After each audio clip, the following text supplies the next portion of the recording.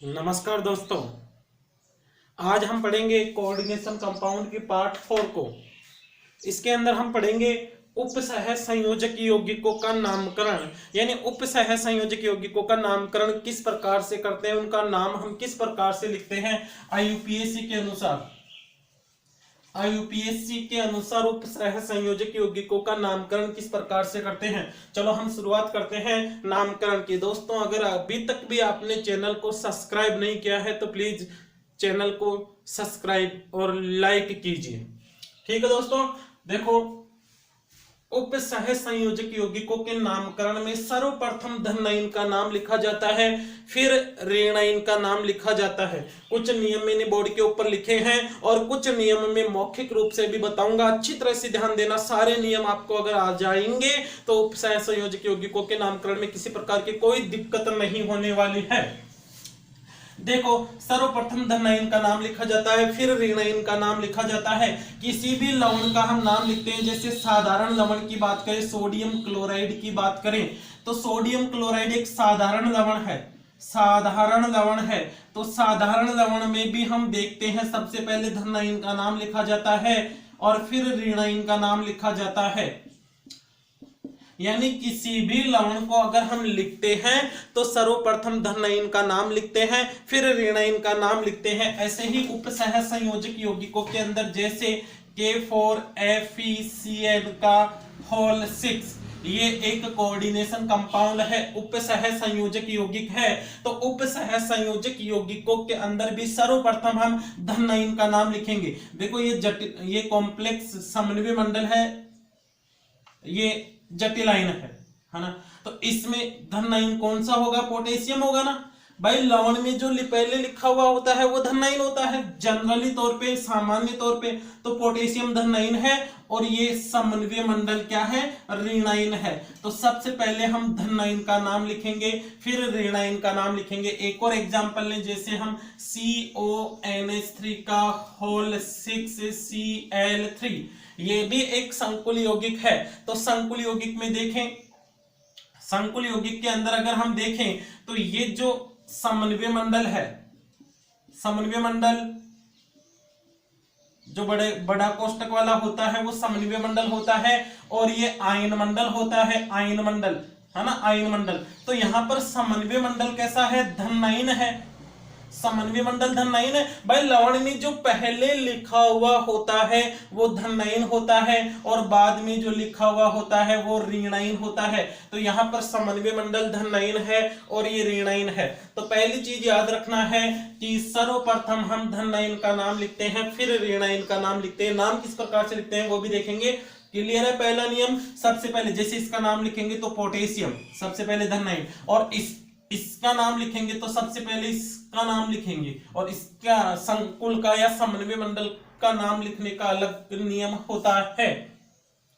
पहला नियम समझ में आ गया होगा।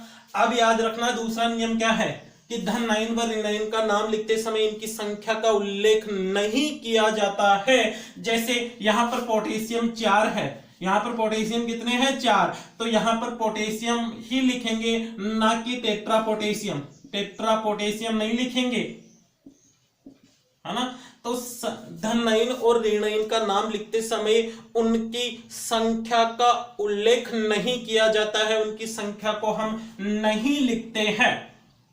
ठीक है, यहां पर भी ऐसे ही इसको क्लोराइड ही लिखेंगे, क्लोराइड, इसको क्लोराइड ही लिखेंगे, ना कि ट्राइक्लोराइड। आपने कभी देखा है क्या मैग्नीशियम क्लोराइड को MgCl2 लिखते हैं? इसको ऐसे थोड़ी लिखते हैं, मैग्नीशियम डाइक्लोराइड नहीं लिखते हैं ना। तो इसी प्रकार से धनायन व ऋणायन की संख्या का उल्लेख नहीं किया जाता है। तीसरा और जो कि महत्वपूर्ण नियम यहां से शुरू होते हैं, ये तो जनरली नियम थे जो कि हम साधारण लवणों के लिए भी यूज में लेते हैं। समन्वय मंडल का नामकरण, है ना। तो समन्वय मंडल जैसे K4FeCN का होल 6, ये समन्वय मंडल होता है। जो बड़ा कोष्टक वाला होता है वो समन्वय मंडल होता है, समन्वय मंडल। और समन्वय मंडल में सबसे पहले लिगेंड का नाम लिखा जाता है। हमने पिछले लेक्चरों के अंदर पढ़ा है, पिछले जो भी लेसन हमने लिए हैं उनमें पढ़ा है कि Fe यहाँ पर ये तो केंद्रीय धातु है, इसको तो हम केंद्रीय धातु कहते हैं। और केंद्रीय धातु के साथ जो भी इस समन्वय मंडल में रहते हैं उन्हें हम कहते हैं लिगैंड, उन्हें हम लिगैंड कहते हैं। तो याद रखना, समन्वय मंडल का नाम लिखते समय, इस बड़े कोष्टक वाले का नाम लिखते समय सबसे पहले लिगैंड का नाम लिखा जाएगा, फिर धातु का नाम लिखा जाएगा। समन्वय मंडल का नाम लिखते समय पहले लिगैंड का नाम लिखा जाएगा, फिर धातु का नाम लिखा जाता है। याद रखना, अगर यदि एक ही प्रकार के लिगेंड दो या दो से अधिक हो तो उनके नाम से पहले, जैसे यहां पर CN क्या है, CN लिगेंड है, CN लिगेंड है। और कितने हैं, ये 6 लिगेंड है। ठीक है, 6 है ना, CN 6 है।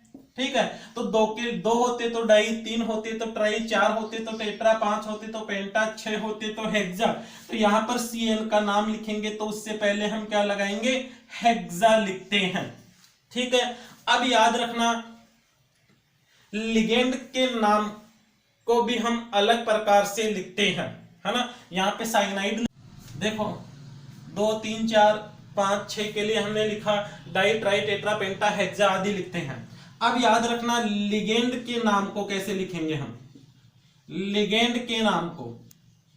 तो लिगेंड के नाम के लिए आपको याद रखना है, अगर लिगेंड उदासीन है, अगर लिगेंड उदासीन है तो उनके नाम में कुछ विशेष परिवर्तन नहीं करते हैं। अगर लिगेंड उदासीन होते हैं तो उनके नाम में कोई विशेष परिवर्तन नहीं करते हैं। जैसे CH3NH2, इसको मेथिलेमीन कहेंगे, मेथिलेमीन, मेथिलेमीन, है ना। जैसे CH2 NH2 द्विदंतुक लिगेंड में हमने पढ़ा था एथिलीन डाइएमीन, तो इसके नाम में भी हम किसी प्रकार का कोई परिवर्तन नहीं करेंगे, ये एथिलीन डाइएमीन होगा, एथिलीन डाइएमीन, एथिलीन डाइएमीन, है ना। लेकिन कुछ उदासीन लिगेंड ऐसे भी होते हैं जिनको विशेष नाम दिया गया है, कुछ उदासीन लिगेंड ऐसे भी होते हैं जिनको विशेष नाम दिया गया है।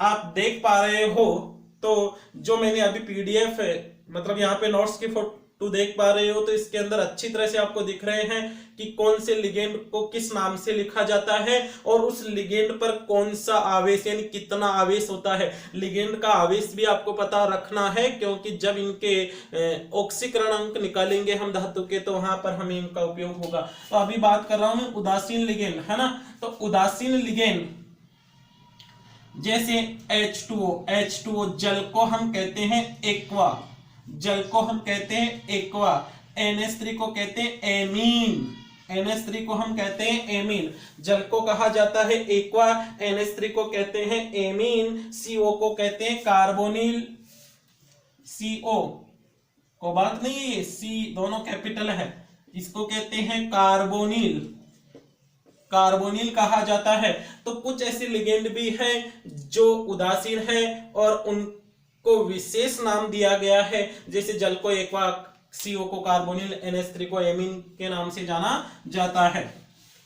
अब ध्यान देना, इनको भी मिटा देता हूं मैं। हाँ देखो, अगर लिगेंड ऋणाइन है तो उनके नाम में से 8 को हटाकर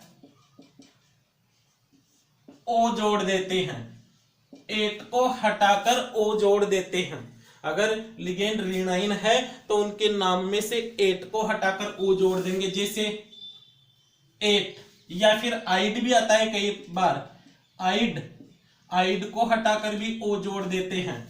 जैसे Cl- क्लोराइड होता है, Cl- क्लोराइड होता है ना, लेकिन इसको हम लिखेंगे क्लोरो।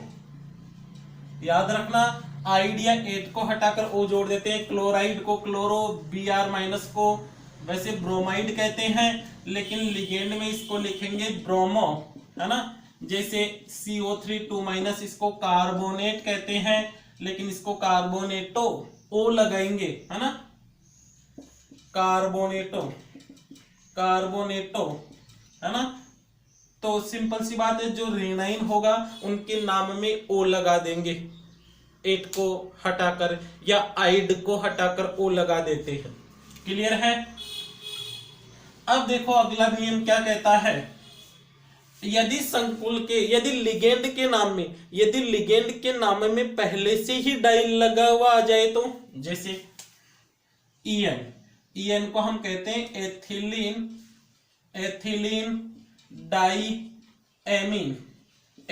डाईएमीन है ये, ठीक है। अब अगर संकुल में ये ही दो हो तो हम इसको ऐसे थोड़ी लिखेंगे डाई एथिलीन डाईएमीन, इससे तो किसी अलग ही नाम का भ्रम हो जाएगा। इसलिए जब लिगेंड के नाम में पहले से ही डाई वगैरह लगा हो तो 2 के लिए बिस लिखते हैं, 3 के लिए ट्रिस लिखते हैं, 4 के लिए टेट्राकिस, 5 के लिए पेंटाकिस, 6 के लिए हेक्साकिस आदि शब्दों का उपयोग किया जाता है अगर लिगेंड के नाम में पहले से ही डाई ट्राई टेट्रा पेंटा आदि उपस्थित हो तो उनके लिए हम बिस ट्रिस है ना आदि। जैसे देखो लिगेंड का नाम लिखने के पश्चात धातु का नाम लिखा जाता है, केंद्रीय धातु का नाम, तो धातु के नाम के लिए आपको याद रखना है धातु का नाम किस प्रकार से लिखेंगे। अगर संकुल या समन्वय मंडल धनायन है, समन्वय मंडल धनायन है, जैसे CONH3 का होल 6 Cl3, तो यहां पर ये समन्वय मंडल धनायन है ना, पहले आ गया है, तो धातु के नाम में कोई परिवर्तन नहीं करते हैं, कोई परिवर्तन नहीं करेंगे, धातु के नाम में कोई परिवर्तन नहीं करते हैं, ठीक है। लेकिन अगर समन्वय मंडल ऋणायन है, अगर समन्वय मंडल ऋणायन है, यहां पर देखो जो बड़ा कोष्टक है ना वो बाद में है, तो समन्वय मंडल जब ऋणायन होता है तो धातु के नाम में एट जोड़ते हैं, तो ये जैसे फेरस होता है ना तो इसको हम लिखेंगे फेरेट, फेरस को हम फेरेट लिखेंगे। जब संकुल धनायन होता है तो धातु के नाम में कोई परिवर्तन नहीं करते, यहाँ पर कोबाल्ट को कोबाल्ट ही लिखेंगे, है ना। जबकि जब संकुल ऋणायन होता है, पीछे की तरफ आ जाए बड़ा कोष्टक, तो धातु के नाम में एट जोड़ते हैं। फिर धातु का नाम लिखने के पश्चात धातु का ऑक्सीकरण अंक लिखते हैं, धातु का नाम लिखने के बाद में धातु का ऑक्सीकरण अंक लिखते हैं रोमन संख्या में, जैसे 1 आ जाए तो फर्स्ट, 2 आ जाए तो सेकंड, 3 आ जाए तो थर्ड, छोटे कोष्टक के अंदर। तो ये नामकरण के कुछ नियम थे। अब हम एग्जाम्पल देखते हैं कि किस प्रकार से नाम लिखेंगे, ध्यान देना अच्छी तरह से, क्योंकि नियमों से ज्यादा महत्वपूर्ण होता है एग्जाम्पल समझ में आ जाएंगे तो कोई दिक्कत नहीं आने वाली है। जिसे इसी को हम बार बार लिखते आए हैं तो इसी का नाम लिखते हैं, ये एक संकुल यौगिक है। अब इसका नाम लिखे तो सबसे पहले धनायन का नाम लिखा जाएगा, तो धनायन क्या है, पोटेशियम, धनायन क्या है, पोटेशियम। याद रखना धनायन या ऋणायन मतलब इस बड़े कोष्टक वाले का या इसका नाम लिखते समय इनकी संख्या को नहीं लिखेंगे, तो पोटेशियम लिख दिया।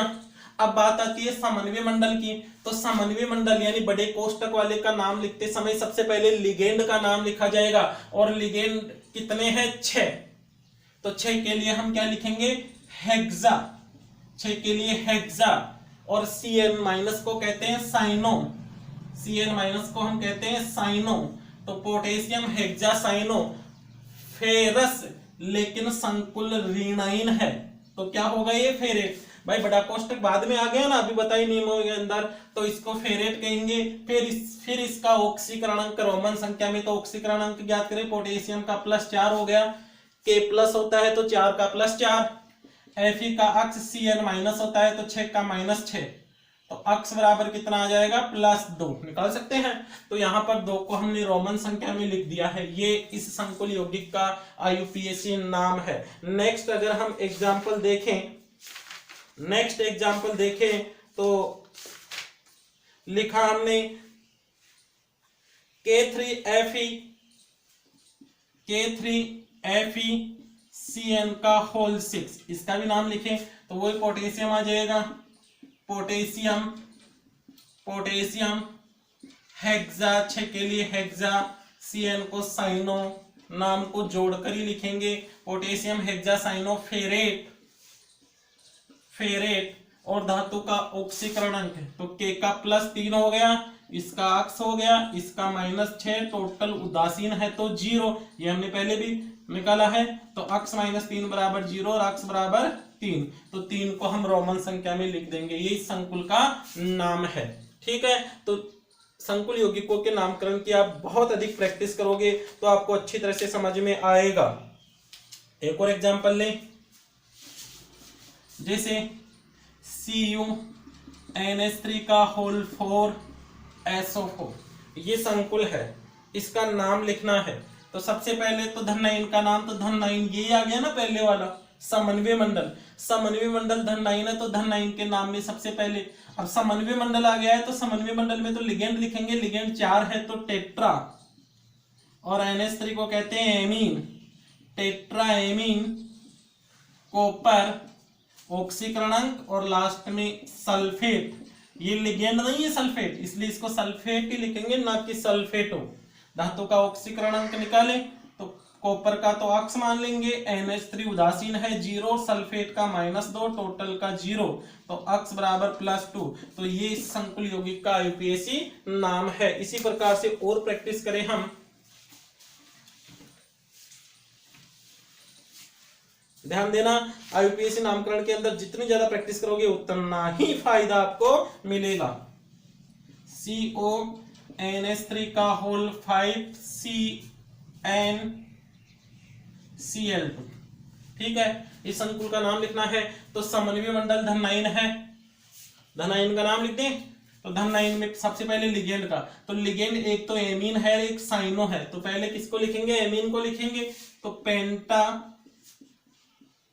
पेंटाएमीन साइनो कोबाल्ट,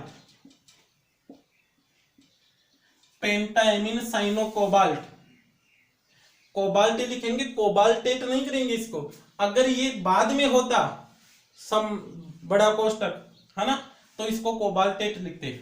धातु का ऑक्सीकरणक आ जाएगा, लास्ट में जो रेनाइन है क्लोराइड, सरल आइन है तो क्लोराइड लिखेंगे। अब धातु का ऑक्सीकरणक ज्ञात कर दे, कोबाल्ट को तो अक्स मान ले, NH3 उदासीन है तो 0, Cl-1 और Cl-2 हो जाएगा दोनों का।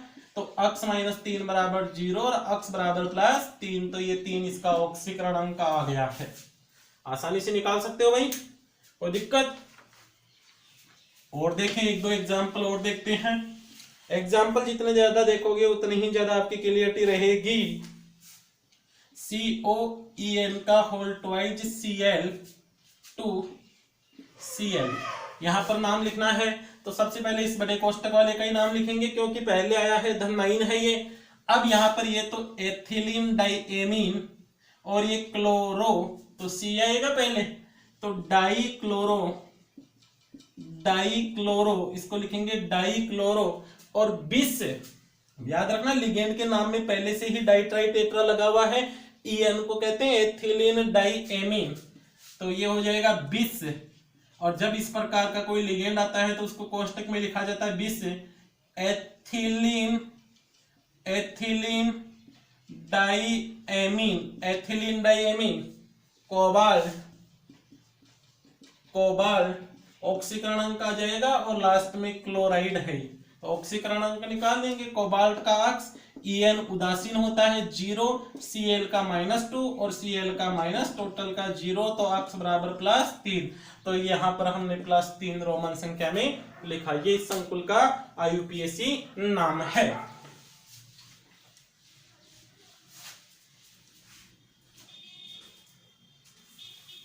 यहाँ पर कुछ संकुल यौगिकों के सूत्र लिखे हुए हैं, इनका हमें IUPAC नाम लिखना है। तो देखो, फर्स्ट को हम देखते हैं। यहाँ पर ये समन्वय मंडल है, बड़ा कोष्टक है, तो बड़े कोष्टक वाले का नाम लिखते समय पहले लिगेंड का नाम लिखा जाएगा। तो यहाँ पर लिगेंड 2 है, एक तो एमीन है, एक क्लोरो है। तो पहले क्लोरिडो को लिखें या क्लोरो को लिखें या एमीन को, तो सीधी सी बात है, अंग्रेजी वर्णमाला क्रम में पहले ए आता है तो ए को लिखेंगे। तो ये होगा डाइएमीन और 2 ही Cl है, डाइक्लोरो।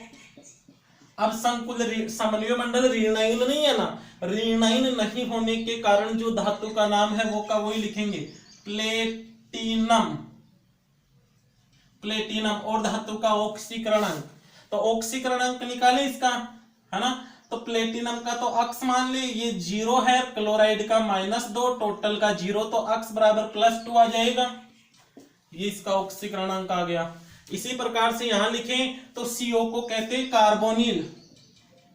कार्बोनिल कितने हैं? कार्बोनिल 4 है ना, तो टेट्रा कार्बोनिल और निकल, निकल टेट्रा कार्बोनिल निकल। ऑक्सीकरणांक ज्ञात करें, X + 0 = 0, क्योंकि उदासीन लिगेंड है CO, तो ये हो जाएगा 0। यहां देखें तो यहाँ पे ये समन्वय मंडल बड़ा कोष्टक है, ये ऋणायन है, तो पहले धनायन का पहले वाले का ही नाम लिखेंगे। ये तो एमीन होता है, ये नाइट्रो होता है, तो पहले एमीन लिखेंगे। कितने हैं एमीन? 5, तो पेंटा एमीन, पेंटा एमीन 5 के लिए पेंटा एमीन, NO2 को नाइट्रो और कोबाल्ट,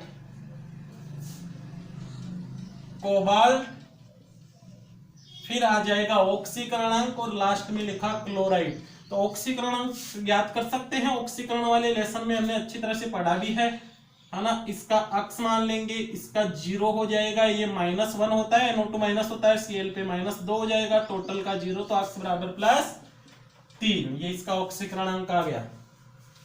यहाँ पे देखो इसका नाम लिखेंगे, तो समन्वय मंडल ऋणायन है, बाद में है, तो पहले धनायन का नाम लिखेंगे। तो धनायन क्या है? Sodium, sodium. फिर संकुल का नाम लिखेंगे तो EDTA, ethylene diamine tetraacetate, ethylene diamine tetra, ethylene diamine, ethylene diamine tetraacetate, ethylene diamine tetraacetate. Sodium लिखा, एथिलीन डायमीन टेट्राएसीटेट लिखा, और ये निकलेट, निकलेट। यहां पर याद रखना है संकुल ऋणायन है तो धातु के नाम में 8 लगाएंगे, तो ये निकलेट। और फिर धातु का ऑक्सीकरणांक आ जाएगा आगे, तो सोडियम का +2 हो गया दोनों का, ये अक्स, और EDTA -4 होता है, टोटल 0, तो अक्स बराबर 2 आ जाएगा। निकाल सकते हो ऑक्सीकरणांक में, तो कोई दिक्कत नहीं आएगी। यहां पर देखें तो समन्वय मंडल का नाम लिखे पहले धनायन का, तो ये तो एक्वा है, ये क्लोरो है, तो पहले एक्वा का, एक्वा कितने हैं? 4, जल 4 है ना, तो tetra aqua, tetra aqua die chloro, tetra aqua die chloro, tetra aqua die chloro chromium, chromium, chromium लिखा, और फिर ये लास्ट में क्लोराइड आ ही जाएगा। ऑक्सीकरणांक लिखेंगे धातु का, क्लोराइड लिखिए ऑक्सीकरणांक, है ना। तो ध्यान देना, क्रोमियम का अक्स मान लिया, जल उदासीन होता है 0, Cl -2 हो जाएगा, 2 का यहाँ -1, और टोटल का 0, तो अक्स बराबर -2 और -1 उधर जाते हैं प्लस के, तो ये 3 लिख दिए हमने ऑक्सीकरणांक। यहाँ पे देखें, ध्यान देना, सबसे पहले लिगेंड आ जाएगा, समन्वय मंडली तो है इसमें, तो tetra, tetra chloro, tetra chloro Palatinate, क्योंकि संकुल कैसा है? ऋणायन है, ऋणायन लगा हुआ है ना, तो प्लेटिनेट, प्लेटिनेट, प्लेटिनेट। और यहां पर इसका ऑक्सीकरणांक लिख देते हैं, तो ये अक्स आ जाएगा -4, और टोटल 0 नहीं होगा, टोटल -2 आएगा, तो अक्स बराबर +2। यहाँ पर ये इसका ऑक्सीकरणांक आ गया। इसी प्रकार से यहाँ पर देखें तो सबसे पहले लिगेंड आएगा, बड़े कोष्टक वाले का नाम लिखते हैं, तो लिगेंड, तो लिगेंड कितने हैं? 4 है, तो टेट्राहाइड्रोक्सी, टेट्राहाइड्रोक्सो, ओ लगाते हैं ना, टेट्राहाइड्रोक्सो जिंकेट, टेट्राहाइड्रोक्सो जिंकेट ऑक्सीकरणांक, ऑक्सीकरणांक ज्ञात करें अक्स, और यहाँ पर OH -4 हो जाएगा 4 का, टोटल -2, तो अक्स बराबर +2। ठीक है, तो दोस्तों उपसह संयोजक यौगिकों के नामकरण की आपको अपनी बुक के अंदर से भी बार बार प्रैक्टिस करनी है, और जो भी अगर सवाल न्यूमेरिकल नाम अगर नामकरण नहीं आता है तो उसको कमेंट्स में लिखे या मेरे व्हाट्सएप नंबर पे आप भेजिए, जिससे कि मैं आपकी समस्या का समाधान कर सकूं। दोस्तों वीडियो को 2 या 3 बार देखें और अपनी बुक से नामकरण की प्रैक्टिस करते रहें। धन्यवाद।